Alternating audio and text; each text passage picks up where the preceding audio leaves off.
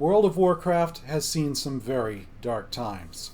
Content droughts, design fiascos, scandals, systems too complex for their own good, and radio silence as community engagement hits an all-time low. And now Final Fantasy XIV and other competitors are closing in. But I don't think this has to be the end of the story for World of Warcraft. What World of Warcraft needs is simpler systems, more content, better community engagement so that the dev teams know what will get players excited to pick up World of Warcraft again. To that end, I have invented a system of my own, a simple system that gives players huge amounts of customization, that lets developers add awesome and useful abilities without fear of spellbar bloat, giving players the ability to upgrade 3 of their spells to be something new. I'm cooking up concepts for 7 of these upgrade spells for every spec. Some of them are returning favorites, some of them are brand new. Either way, Blizzard has my express permission to use every concept I post about in these videos in the comments or on the forums. And if the Blizzard developers are too pressed for time to engage with the community, then I will. I'll get the feedback on this concept, and even if they don't take a single one of my ideas, they'll know what the players want, and most importantly, why. And they can use that to make the game better, because I want this game better. I want WoW to last another decade.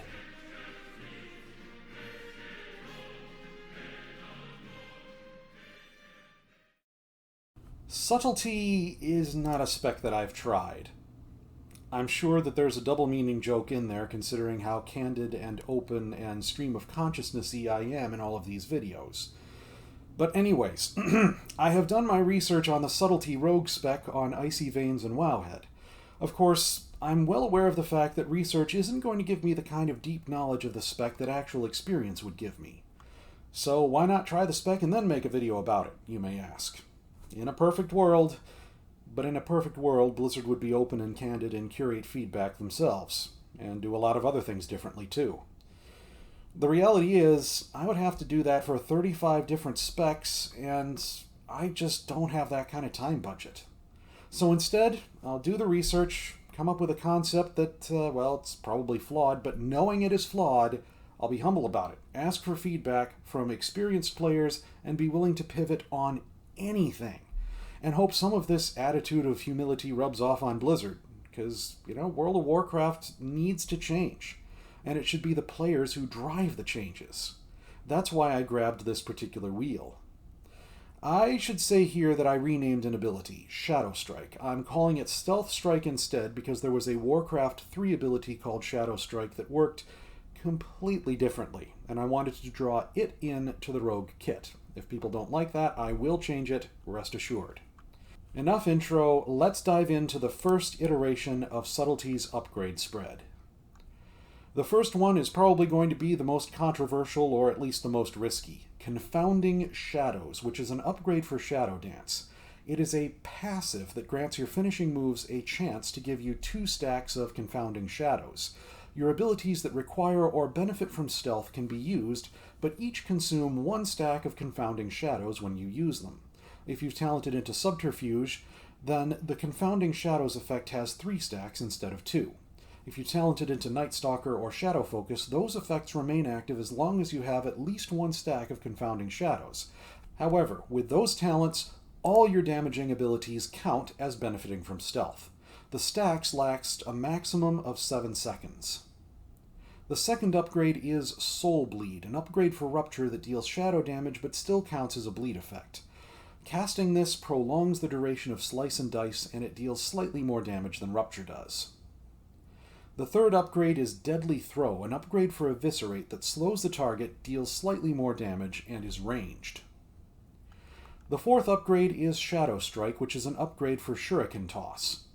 This applies an extra poison effect that actually deals shadow damage and lasts a long duration. The fifth upgrade is Ambuscade, an upgrade for Stealth Strike. It requires stealth, deals multi-target damage, and generates combo points depending on the target's hit, with a minimum of 2 combo points being generated. The sixth upgrade is Dust Bomb, an upgrade for Vanish that grants stealth to up to 2 nearby allies for up to 10 seconds, also granting stealth to you. It also has a shorter cooldown.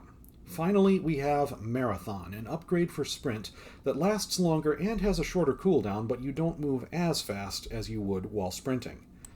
And now it's time to break down the thinking. Let's start with the big one, the one that could fundamentally change the damage curve of the spec.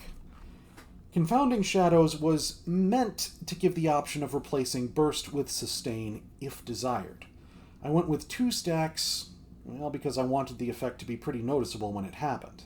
I'm not sure I properly balanced it with the 3 stealth talents. I am very, very open to ideas about what to do with this upgrade, up to and including replacing it altogether. I gave it a 7-second duration because I didn't want it to last too long with Night Stalker's damage buff, nor too short to use it. Though I have to admit, I'm adding this upgrade through randomization. Players often do not like randomization, and when you're doing the designing, randomization seems like such a good idea because it allows you to add something without adding it 100%. It allows you to sort of 50% add something, so it's not overpowered and it's not underpowered, at least not in theory. But what looks good or useful to a designer and what looks good or useful to a player are not one and the same. Just ask any paladin who played in vanilla or classic. Randomization isn't the only way that something can be half added and half not added to balance things. It's also possible to trigger Confounding Shadows some other way, say triggering Confounding Shadows for every 300 energy you spend. Please understand that I'm pulling that 300 number just out of the air. I haven't gotten out a calculator to figure out average energy expenditure per second or how much you'd need to get the right percentage of Shadow Dance's duration. It's just a number that I said to give you a general idea of how else I could have Confounding Shadows triggered. There's other ways of doing it, of course, like making every 15 combo points you spend trigger it or something like that. Of course, this entire spiel is a moot point if players hate the idea of Confounding Shadows, or if the idea just plain can't work. The thinking was to create a trade-off of Burst versus Sustain, but that doesn't mean I succeeded in my goal, or even that my goal was a good idea in the first place. Feedback is the only thing that's going to set me straight, so please bring it on, people. I feel like I've talked myself into a mental pretzel here. Anyway, Eviscerate has no place in Assassin's normal rotation, but it does in Subtleties. This is going to mean that it's going to be normal for Subtleties targets to move slower if you picked this upgrade. I'm not sure if that's a good idea or not. Yeah, I wrote that before I found out that Envenom replaces Eviscerate for assassination rogues. Know what else I found out just while editing this? Shadow Strike. Like, the actual Shadow Strike that's in Subtlety's kit today, not the based on the Warden from Warcraft 3 one I'm trying to shoehorn in here. That one. Shadow Strike replaces Ambush. I guess that just changes which ability Ambuscade is upgrading, but it's not a good look for me to not know that for the majority of the time I spent working on this spread of upgrades. I knew I'd make mistakes going into this project, but I'll still read the paragraph that I wrote before that realization, just so you'll understand how my thought process works. I noticed that Ambush was rendered nigh useless with Shadow Strike, I'm calling it Stealth Strike now, in Subtlety's kit. One of the big uses of upgrades is to give useless abilities new life by replacing them with something useful. I noticed there was no multi-target ability that could be used from Stealth, so I decided to create one. You've probably guessed I'm using thesaurus.com to find names for some of these abilities. I'm not sure how many combo points is too many with this one, so for now at least I'm leaving it ambiguous so rogue players can tell me how many is too many, or whether I should lock the number of combo points generated at 2 regardless of the number of targets hit, or what. The second part of that paragraph about just how many combo points it generates is still a valid point. I do want feedback on that, or on something else if my thought process is going 100 miles an hour down the wrong track and I shouldn't have added Ambuscade at all at the first place. One of the main reasons why I'm being so candid and stream of consciousness-y with these videos is so people can understand my thought process and set me on the right track if and when I end up on the wrong track. Not to mention fill in gaps in my knowledge. I know I have gaps in my knowledge, but I don't know where they are. If I did know, I'd have them filled in by now. Anyway, I copied Soulbleed, Marathon, the Warcraft 3 version of Shadow Strike, Deadly Throw, and Dust Bomb verbatim from the Assassination spread. And I'd be lying if I said I didn't do that with the intention of giving myself less work to do with Subtlety's upgrades. But now that I think about it, 2 Subtlety rogues rotating who uses Dust Bomb could give themselves a little extra damage. Probably not enough to really worry about, though. I hope. I mean, if this results in a scenario where 15 Subtlety rogues fill up a mythic raid and burst DPS their way to a world first or 12, that'd be a sign that I'm massively porked up. Should I add in an effect like hypothermia or forbearance so the same character can't be made invisible by Dust Bomb more than once every 30 seconds or something? Anyhow, I hope that Soulbleed prolonging Slice and Dice isn't going to cause problems. I suspect it won't, but if that turns Soulbleed into a must-have finisher, please let me know and I'll modify it. Or modify the baseline Rupture ability for that matter, as the case may be. Since my policy is to avoid upgrading abilities that are already being replaced by talents, Gloomblade meant that I couldn't upgrade Backstab. Black Powder and Shuriken Storm both looked too cool to upgrade at first glance. Shuriken Toss was about all I was left with, so that's what I modified when I turned it into the Warden's version of Shadow Strike. One concept that I'm keeping in my back pocket is unpruning the Hemorrhage ability. Hemorrhage was... it was a strike that generated a combo point, but it made the next several dozen strikes against the target deal some extra damage. At least that's how the vanilla version of it worked. More recent versions simply boosted the damage your bleeds dealt and lasted about 20 seconds. And had no cooldown. Interesting. Now, when I started out with these upgrade concepts, I went ability by ability, not purpose by purpose, if you see what I mean. I asked myself, which abilities exist in this specs kit that I can give an upgrade to? And when I created upgrades based on which abilities I could upgrade, I often aimed for something that I thought looked or sounded cool. Almost always I wanted the upgraded ability to feel at least a little bit different from the original. Often I tried to create some kind of trade-off, making the upgrade situationally useful based on things like the number of targets affected or having a stronger effect with a longer cooldown, things like that. Rarely did I upgrade the same ability more than once for the same spec, but while I was putting together each spread of upgrades, what I didn't do, and what I probably should have done in retrospect, was to figure out what goals a player would have while they're looking at a list of upgrades, and then make sure upgrades exist in the spread that allow the player to pick upgrades that help them achieve those goals. In my next iteration, I plan to have that design goal in mind, to consider what the player wants to accomplish and how they could accomplish it with the upgrades. I strongly suspect that in this next iteration, there will be a lot more cases where I upgrade the same ability in 2 or more different ways. That will give players more options, and since that's going to be the goal with goal-oriented design, who knows? I might even have 3 different upgrades for the same ability in the end. However, I can do this much more effectively in an environment that has a great deal of feedback available, and that's where you come in. You have knowledge that comes from experience with these specs. I don't. I tried to do my research on Wowhead and Icy Veins for each spec, but inevitably there'll be things you know that I don't because you have experience that I don't have. You'll have more and better ideas than I could hope to have, and I know I need those, so please, let me know what you think of these upgrades and what better ideas you have for what to put in their places. Now is the part that I'm really not looking forward to. Since I cooked up these upgrades ability by ability instead of purpose by purpose, sometimes I really botch it in a can't see the forest for the trees kind of a way.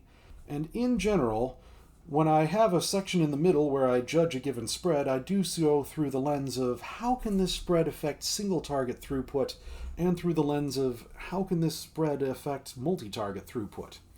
Maybe those aren't always the right lenses to look through. And maybe I'm only making that observation now because I completely botched this spread of upgrades if you're looking at them through the lens of multi-target damage. I mean, only Ambuscade even is a multi-target upgrade, and you won't even get to use that often. That being said, I might be right about that observation. Maybe single target and multi-target aren't the lenses through which I should be looking at all my upgrade spreads. Maybe burst versus sustain should be what I do. Maybe it's different for different specs and classes. But for consistency's sake, I'll see what I could have done differently to make this spread of upgrades appealing for a player who wants to optimize their multi-target DPS. Well, some part of me thinks I should have had Deadly Throw turn into a multi-target finisher, but Subtlety already has a multi-target finisher. I bet you're making Assassination Rogues jealous. They don't even have a non-talented multi-target finisher. So, swapping Deadly Throw for a multi-target finisher like that wouldn't really make sense. Maybe if I added an upgrade that gives Black Powder a chance to allow you to use Black Powder again for free? What to call that, though? Flash Powder, maybe? Of course, this adds randomization to the mix, and in general, we don't like randomization. I don't know about this. Maybe I should, once again, make it about the number of combo points you've spent? Anyhow, turning the Warcraft 3 Warden's Shadow Strike ability into a multi-target long-term dot might help too. Not sure what I'd call it, though. Bleed Storm? That sounds like it should be a Death Knight upgrade. Ooh, the Rain of Blood thing was something I never did for Blood Death Knights, but I should quit rambling about them and stay on Subtlety. That's what I'm doing in this video. I think I'll just call it Mass Shadow Strike for now and change the name later, maybe based on feedback. So now, what about single target damage? What do I have now for single target, and what would I have if I had Flash Powder in place of Deadly Throw and Mass Shadow Strike in place of Shadow Strike? Well, before the changes, there's the Shadow Strike damage over time, there's Deadly Throw to buff your filler finisher, and there's Shadow Bleed to buff your damage over time finisher, and that's about it. So if I switched Deadly Throw for Flash Powder and Shadow Strike for Mass Shadow Strike, I'd be taking most of the single target buffing away. Maybe I need to swap out Marathon or Dust Bomb. Wait, I'm forgetting about what effect a shorter cooldown Vanish would have on your DPS, aren't I? Yeah, I totally forgot about that. Now that I think about it, Dust Bomb plus Ambuscade is technically a multi-target DPS buff, isn't it? Especially if Ambuscade can get you a lot of combo points very suddenly and immediately go into Black Powder, way fewer global cooldowns than normal. Shoot. Maybe I didn't do quite as bad a job as I'd thought when looked at through these lenses, but I'm still leaning in the direction of swapping out one of the other upgrades, either Shadow Strike or Deadly Throw, into a multi-target upgrade, either Mass Shadow Strike or Flash Powder. Feedback will determine what I do. And I say that while asking for feedback about this decision, what do I switch out and what do I switch it in for, when it's entirely possible I've asked the wrong question. The table is open for putting me on the right track in cases where I've been on the wrong track. And boy do I wish Blizzard kept those kinds of tables open. They've looked for feedback while asking very specific questions when we really wish they'd ask completely different questions. And they didn't leave the door open for us to tell them which questions they should have asked. I mean, I've made plenty of mistakes just in this video alone, but that is one mistake I won't make. One last thing that I should talk about. Since the vast majority of my experience with an ability called Shadow Strike has been the Warcraft 3 Warden's ability that's a ranged damage over time with that stabby, ghosty thingy animation, and since the vast majority of yours is probably with a melee strike that's nothing like that, did I make a bad decision in bringing the Warcraft 3 Warden's ability into this? Or did Blizzard make a mistake by calling your ambush replacement Shadow Strike? It's food for thought. Just another piece of feedback I'm asking for while hoping that I'm asking the right questions in the first place. Of course, I know Blizzard probably won't take many, or even any of these suggestions. Heck, they might even have something objectively better in store for us than the semi-borrowed power upgrade system that I've cooked up here. But knowing what gets players excited will be helpful to them even so. That is why I'm sacrificing so much of my free time and energy on Project Decade. And who knows, they might just need these ideas to get WoW going in the right direction. Heck, if this video series just gets the Blizzard developers into the habit of creating a blue post with the thinking in it that goes in depth enough for us to understand what they're doing and what their design goals are, then that would be a huge step forward. Even saying the thinking out loud is sometimes enough to get you a new perspective on what you're doing. Is it really what people want? Does it serve the purposes that it really should be serving in the end? Am I really doing something just to make a system look awesome instead of making the game overall better? What does it do for the fun factor? Am I making the mistake of prioritizing my design goals over the fun factor? Are my design goals the right design goals to have? Do my ideas match the spec's feel and flavor? Is it a net gain? Is it genuinely awesome? Things like that. Plus, we just plain need more communication from Blizzard. If Project Decade gets the development team into the habit of telling us the thinking for every change they make, then the whole project will have been worth it, even if they don't take a single suggestion. Again, if you see something you don't like bad trade-offs or something you know is counterproductive or useless, or if you've thought of an idea that's better or cooler or more useful than mine, then don't hesitate to let me know. The more details you can provide about why you don't like it and what makes one of my ideas counterproductive or useless, or about why your idea is cooler or more useful than mine, the better. One of the main goals of Project Decade is to give whoever's in charge of class design and player power systems a good idea what appeals to players and what will actually get them excited to get back to WoW again. And the more you can say about the wherefore and the why, the better. I fully intend to iterate on this project and make changes in response to feedback. I know I'm going to make mistakes. Heck, I've already seen mistakes in some of the things that I've done. But if those mistakes generate the kind of discussion that Blizzard needs to hear, so much the better. Blizzard needs to see player engagement, humility, and feedback actually making change in action so they can start doing what needs to be done to turn WoW around. It can be done and it should be done. World of Warcraft can last another decade. So keep the feedback coming, folks. There's one last thing. I began working on Project Decade videos back in July, and considering how many months it has taken, the fact that there are 36 different sets of feedback to curate and compile, and multitudes of decisions to make based on feedback received, ideas others have come up with, and how to weave everything together into a fun, functional, and exciting whole, I don't have a chance in the tramaculum of getting this done in any reasonable length of time unless I get volunteers to help me curate and compile the feedback I'm getting.